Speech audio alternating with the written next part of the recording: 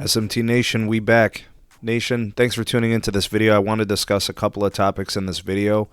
I'm going to use this article to kind of guide my commentary, so there'll be a link in the description for the Dano article from Light Reading. It's titled, Verizon's TracFone Launches Free Unlimited Service via ACP. Folks, I just want to indicate that the market, the industry as a whole, T-Mobile, Verizon, AT&T, it is really murky right now. The waters are not clear. There's prepaid, postpaid situations. There's MVNO cable operators in play. It's messy.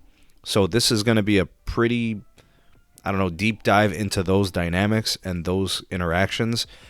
So make sure to drop a comment at any point during the video that you want to reply to any of my commentary. So thanks for tuning in. Thanks for watching. Let's get into it. Before I do get into this article, I will let you know that the article is linked in the description. Also in the description is the real SMT Buy Me a Coffee link. That's one way you could support your creators directly. And if you're looking for the best deal in wireless service, a great value, you can get it from our partner, Mint Mobile. They just increased all of their data buckets to give you more data for the same price. All right, so check them out, save money, and you'll be helping out the channel in the process. All right, so first, I just want to say, Q1 for Verizon Wireless is going to be a bloodbath. Q1s are always bad for them. It's always their worst quarter. This one, I think, is going to be awful, just as bad, if not worse, than last year's Q1, which was one of the worst in the company's history.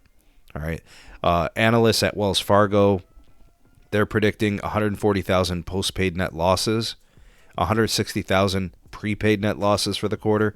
I've heard estimates up to 280,000 in postpaid losses. I don't know what's going to happen. I just know it's going to be bad. All right, because big cable is growing and they're taking those postpaid customers and converting them into theirs. Now, of course, Verizon's still in play for some of those dollars because they host on their network for those customers. So it's not the end of the world, but it is something because it does impact their ARPU.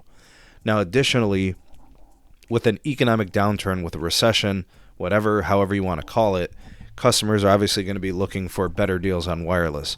They can get it from big cable. They can also get it from prepaid. So Verizon was really smart. To call a spade here, Verizon knew what was coming. They made the deal happen. They purchased TracFone. Now Verizon's responsibility as a company is to prepare the company to be successful in the prepaid market. You don't just purchase 20 million subscribers and not tend to them, to not have a plan to keep and retain them, right? They're going to probably leave the company if they don't have a compelling reason to stay.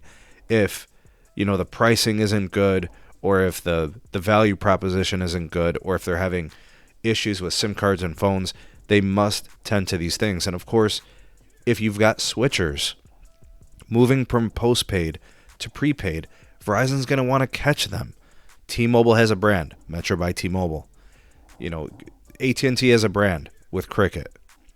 They have brands, so Verizon was wise to purchase a brand instead of building one from scratch and trying to compete, which is very difficult in that market. They did the best thing, which is just buy a bunch of subscribers.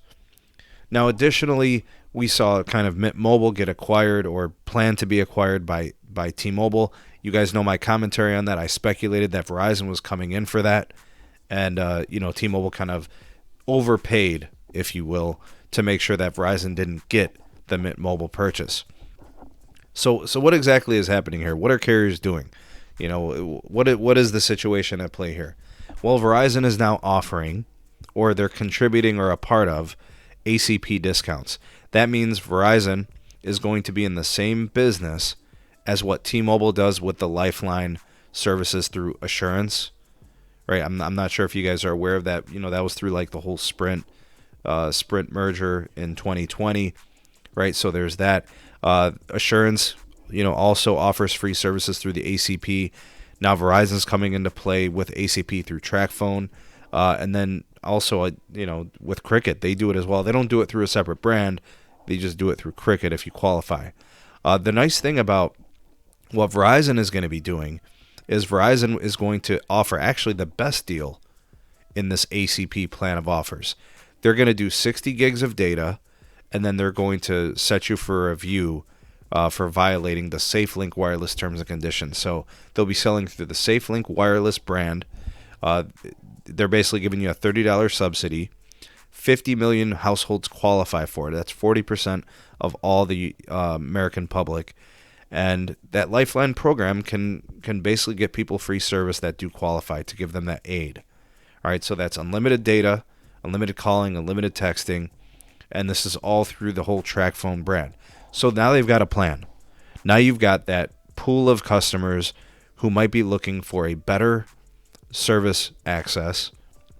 You're getting more data.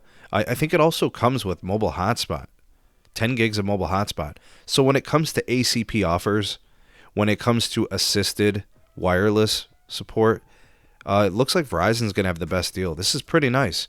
All right, now, like I said, the most important thing is Verizon is competing. They bought TracFone.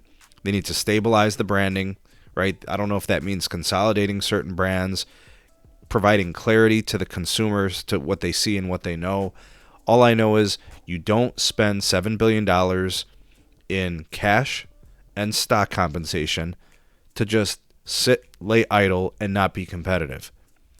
I think we're probably going to see this pay off later on this year, according to disclosures from Verizon.